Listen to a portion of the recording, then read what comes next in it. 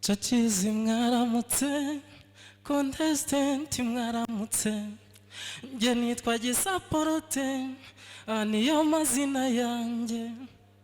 Naje kuririmba indirimbo yitwa ngo ntiyankatiye urwo gupfa.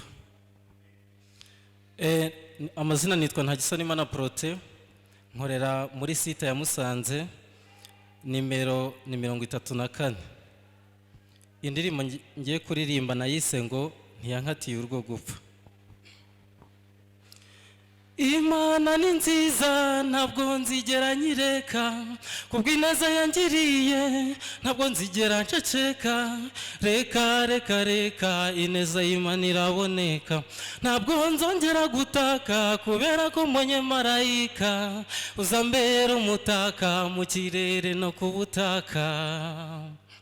Ntiyankatiye urwo gupfa, yankatiye urwo kubaho, nta n'ubu ndiho, byose byakozwe n'Uhoraho. Ntiyankatiye urwo gupfa, yankatiye urwo kubaho, nta n'ubu ndiho, byose byakozwe n'Uhoraho.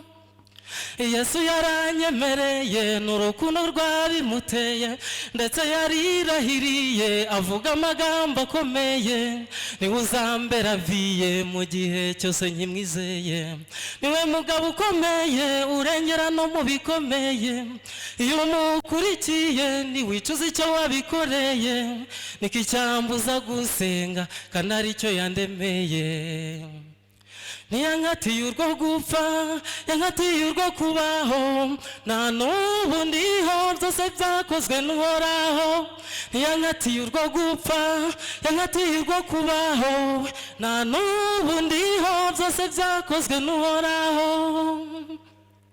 Imana yacu ifite ubwenge naho Satani afite inenge, nashaka ryari imenge abantu twamenye gusenga.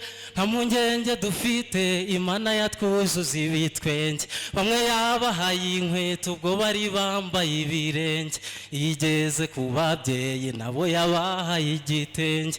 Ntiyankatiye urwo gupfa, yankatiye urwo kubaho, nta n'ubu ndiho, byose byakozwe n'Uhoraho. Ntiyankatiye urwo gupfa, yankatiye urwo kubaho, nta n'ubu ndiho, byose byakozwe n'Uhoraho.